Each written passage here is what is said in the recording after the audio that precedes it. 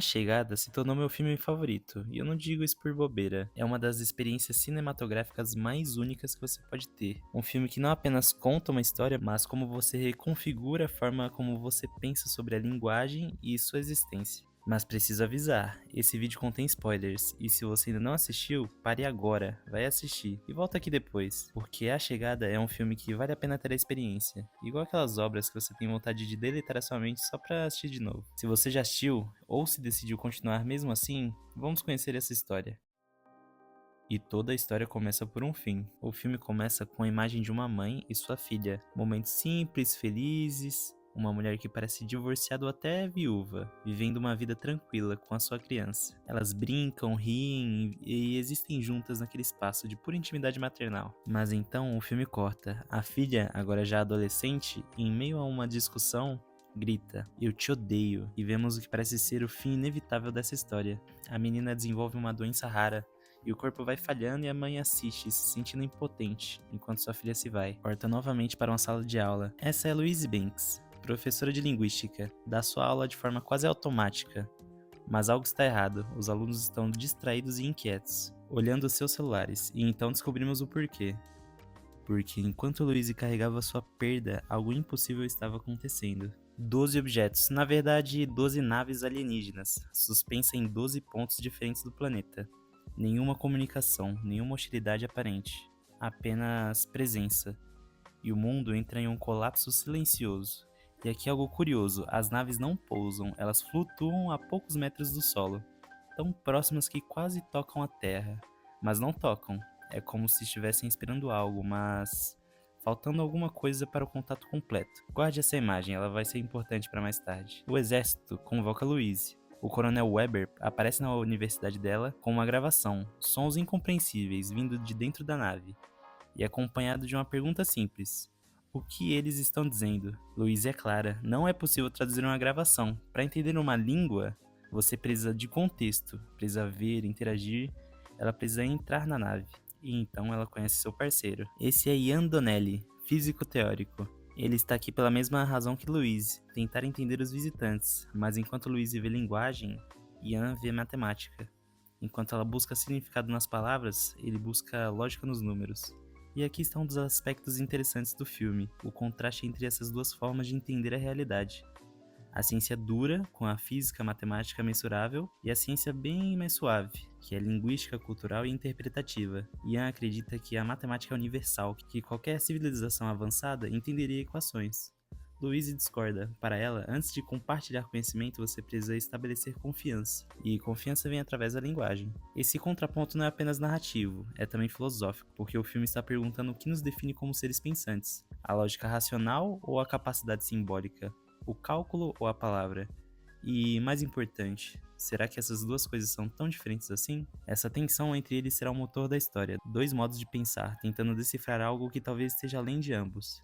E então eles entram. A nave por dentro desafia a física. A gravidade muda, o espaço parece dobrar dentro de si mesmo. E no fim de um corredor impossível há uma câmara. E ali atrás de uma barreira translúcida estão eles. Os heptapods. 7 membros, corpos que parecem feitos de fumaça e tentáculos. Incompreensíveis. Mas não são ameaçadores. Apenas diferentes.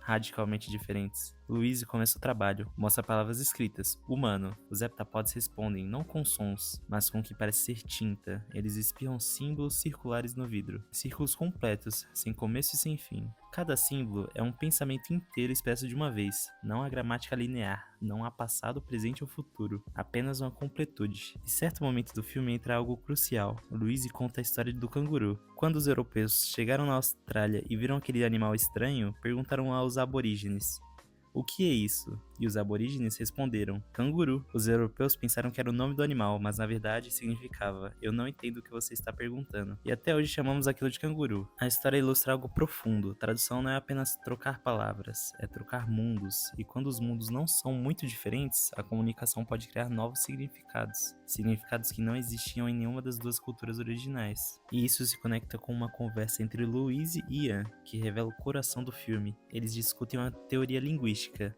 A ideia de que a língua que você fala molda fundamentalmente como você pensa. Que a língua não é apenas uma ferramenta para expressar pensamentos, mas sim uma estrutura que permite certos pensamentos existirem. Para explicar, existem culturas onde não há palavras para esquerda e direita. Em vez disso, usam pontos cardeais. A xícara está ao norte da mesa. Pessoas dessas culturas têm senso de orientação espacial constantemente ativo. Elas pensam diferente, percebem o espaço diferente. Outras línguas não distinguem entre o azul e o verde. Para falantes dessas línguas, não existe uma fronteira, a realidade visual deles é literalmente outra. E se isso é verdade para as línguas humanas, o que aconteceria com uma língua alienígena? Uma língua tão radicalmente diferente que reestruturasse não só como você pensa sobre o espaço ou a cor, mas como você pensa sobre o tempo, causalidade e sobre a sua existência. Louise está se aproximando disso. Quanto mais ela aprende dos heptapods, mais estranha ela se sente. Começa a ter experiências, flashes, imagens que não parecem memórias, mas também não parecem imaginação. Algo está mudando nela, mas ela ainda não entende o que. Enquanto isso, o mundo está entrando em colapso. 12 naves e 12 nações, e nenhuma delas confia uma na outra. Cada país está tentando decifrar os alienígenas sozinhos, compartilhando cada vez menos informações. A paranoia cresce. E se eles vieram para nos conquistar? E se estão nos dividindo para nos enfraquecer? A China anuncia que vai usar medida Macau, um termo para interpretação agressiva. Outros países seguem, o relógio está correndo. Louise e Ian têm dias, talvez horas, antes de a humanidade atacar algo que não entende. Louise está desesperada, ela sabe que está perto de algo. Os heptapods estão tentando comunicar uma ideia específica, uma palavra contínua aparecendo. Arma. Eles vieram oferecer uma arma, e é isso que apavora os militares. Mas Louise sente que há algo mais. Que arma pode significar outra coisa, que talvez a tradução seja imprecisa, mas ela tá ficando sem tempo. E então tudo muda. E aqui está a verdade que redefine o filme inteiro. Aquelas cenas da filha no começo não eram memórias. Eram visões do futuro. Hannah, sua filha, não existiu ainda, ela vai existir. Louise está vendo fragmentos da vida que ainda vai viver, da filha que ainda vai ter, do amor que ainda vai sentir e da dor que ainda vai atravessar, porque a língua dos heptapods não apenas expressa pensamentos, ela reconfigura a mente, e quando Louise domina essa língua, quando sua consciência se reestrutura segundo aquela lógica circular, ela ganha o que os heptapods sempre tiveram, a capacidade de experimentar o tempo de forma não linear. Passado e futuro deixam de ser sequenciais, tudo coexiste, ela pode lembrar do futuro da mesma forma que lembra do passado. Não é uma previsão, não é adivinhação, é memória. Memória de algo que, do ponto de vista da consciência dela, já está acontecendo. E aqui entra uma das metalinguagens mais inteligentes do cinema, o efeito Kuleshov. No início do filme vemos Louise com expressão neutra, olhando para nada. E porque acabamos de ver a morte da sua filha, interpretamos aquilo como tristeza, como luto, mas não era. Ela não estava triste. Nada tinha acontecido ainda, ela apenas olhava, e nós, condicionados por uma linguagem narrativa linear, projetamos emoção onde não havia. O filme nos engana usando as mesmas ferramentas linguísticas que está explorando filosoficamente. Louise tem uma visão, 18 meses no futuro. Ela está num evento comemorativo. O general Cheng da China se aproxima, agradece. Diz que foi por causa dela, por causa de um telefonema, que ele decidiu não atacar os heptapods. E ele conta o número privado dele junto das últimas palavras de sua esposa antes de morrer, as palavras que Louise usou para convencê-lo. E Louise, no presente, com essa informação impossível, liga, fala aquelas palavras e muda o curso da história. Mas pense na lógica disso. Ela só soube as palavras porque ele contou no futuro, mas ele só contou porque ela as usou no passado. Isso cria um paradoxo temporal, né? Na verdade não, porque paradoxo pressupõe um tempo linear, pressupõe causa precedendo efeito, mas em um universo onde o tempo é circular, a causa e efeito se alimentam igualmente. Não existe primeiro, a ligação acontece porque acontecerá. O futuro informa o passado e o passado cria o futuro, tudo ao mesmo tempo, para sempre. E é assim que os heptapods funcionam, eles não preveem, eles apenas sabem, porque para eles não existe diferença entre lembrar do ontem e lembrar de amanhã. E então finalmente entendemos o presente. A arma que os heptapods vieram oferecer não é uma arma, é a linguagem deles, o modo de pensar deles, a capacidade de ver o tempo como eles veem. Eles sabem que em 3.000 anos no futuro precisarão da ajuda da humanidade. Algo acontecerá e só sobreviverão se cooperarem conosco. Então vieram agora no nosso presente plantar as sementes dessa cooperação, nos ensinando sua língua e reconfigurando nossa consciência, para que quando chegar o momento estejamos prontos. Causa e efeito, futuro criando passado, tudo conectado num círculo perfeito. E agora, lembra da nave? de como ela flutuava tão próxima do chão, mas não tocava, é a representação da obra A Criação de Adão, de Michelangelo. Deus estende o dedo completamente em direção a Adão, mas falta a Adão esticar os dedos de volta para completar o contato. Os heptapods vieram até nós e estenderam a mão completamente. Ofereceram tudo o que podiam oferecer, mas faltava a humanidade dar o último passo. Faltava confiar e esticar a mão de volta. E quando Louise convence o General Shang, quando a humanidade recua da guerra e escolhe entender ao invés de destruir, finalmente completamos o toque. Finalmente alcançamos aquela mão estendida e as naves partem, porque a missão está completa. Mas há algo a mais, a escolha mais impossível. Louise sabe de tudo agora. Sabe que ao se casar com Ian, terá uma filha. Sabe que ela desenvolverá uma doença rara e incurável, que morrerá antes dos 20 anos. Sabe que Ian não suportará a dor e a culpará por ter escolhido ter a criança sabendo do destino dela. Sabe que ele a deixará. Sabe de cada momento feliz e cada momento devastador que virá. E mesmo sabendo de tudo isso, ao vermos Louise se aproximando de Ian, entendemos. Ela aceita seu destino.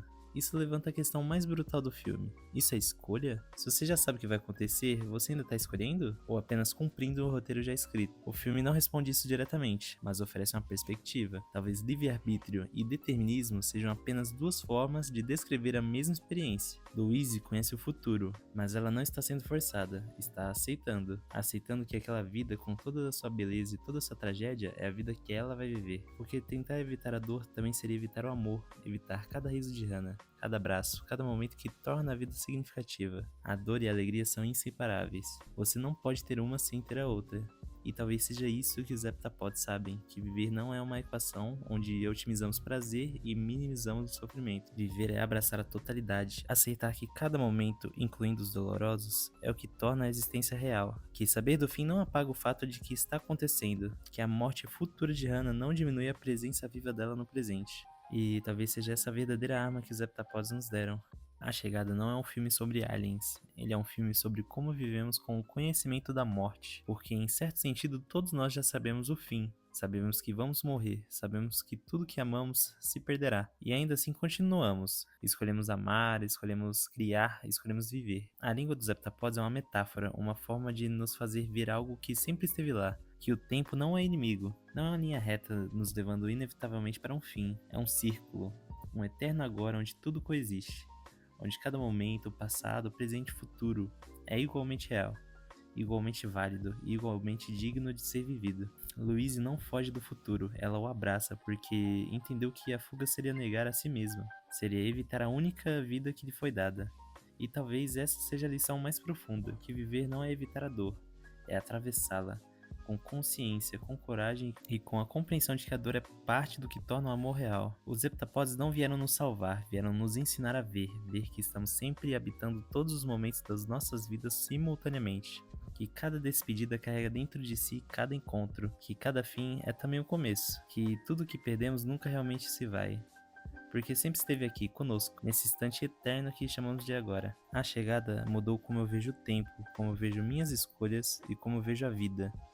E espero que de alguma forma tenha tocado você também. Se esse tipo de conteúdo faz sentido para você, deixa o seu like e se inscreve no canal. E nos comentários me conta, se você estivesse no lugar de Louise, você faria o mesmo que ela? E também agradecer pelos feedbacks do vídeo passado sobre Senhor Ninguém.